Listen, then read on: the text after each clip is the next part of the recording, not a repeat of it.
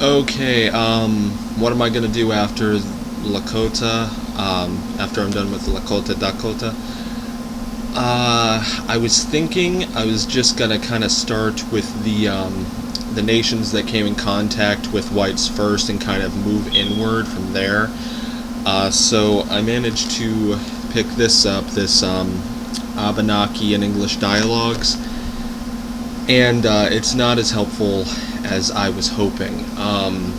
But one thing that I have, well, basically, first off, this, even though this was written apparently by a Native American and a chief of the Abenaki,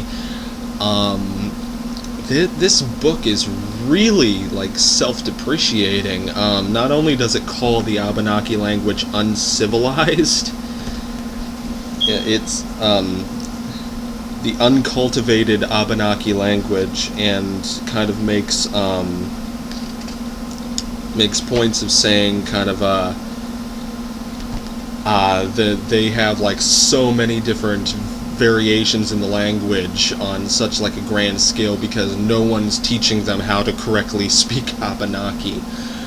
And the fact that this book is apparently not to teach Abenakis how to speak and write their own language, but to teach them English, and he doesn't care if he gets it right or not, the Abenaki part.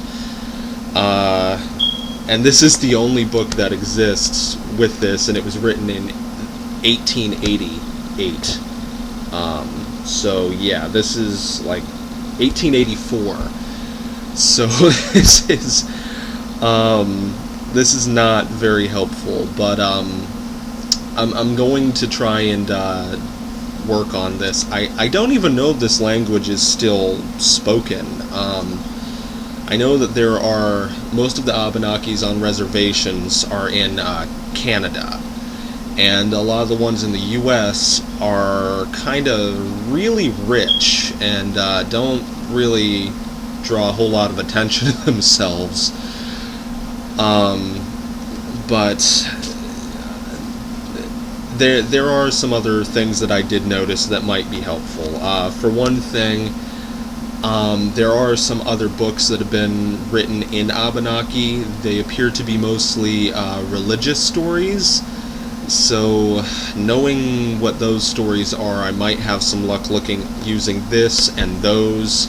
And then on top of that, there is a lot of connection between two other languages, Iroquois and Anishinaabe. I know a little bit of Anishinaabe, and I'm recognizing a lot of words from that language in this. It seems kind of similar to how you have Spanish and French, or English and Danish, the language of Denmark. Very close. You have a lot of repeating words, but overall, most of there's so much of a deviation. It's considered a different language entirely. So I think using those three sources, if I can do the Ojibwe language, Anishinaabe, and Iroquois first, and then I get those other books, I might be able to reconstruct Abenaki. I think I can do it. And yes, I'm calling it Abenaki, even though this book says it's Abenaki. Not only would saying A as A instead of A be weird for any Native American language, the most closely related languages to it say A, not A, or say A, not A. And the guy says he doesn't care if he gets the language exactly right in the written version, and on top of that, that could just be accounted for from them just having a really weird, very nasally accent. So I'm calling it Abenaki, not Abenaki.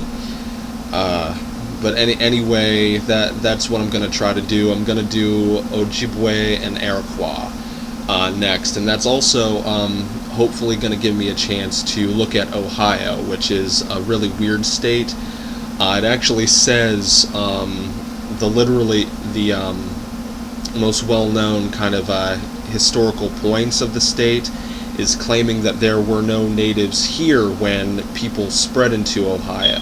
There were no original natives here when people got to and established the United States and began spreading into Ohio. The only natives who came here were those who moved west trying to get away from whites. That I found a reference that seems like that might not be true in Canadian records, actually. So that's all going to give me a chance to look at a lot of this stuff, and until then, keep in tune with the Lakota Dakota stuff, and have a nice day.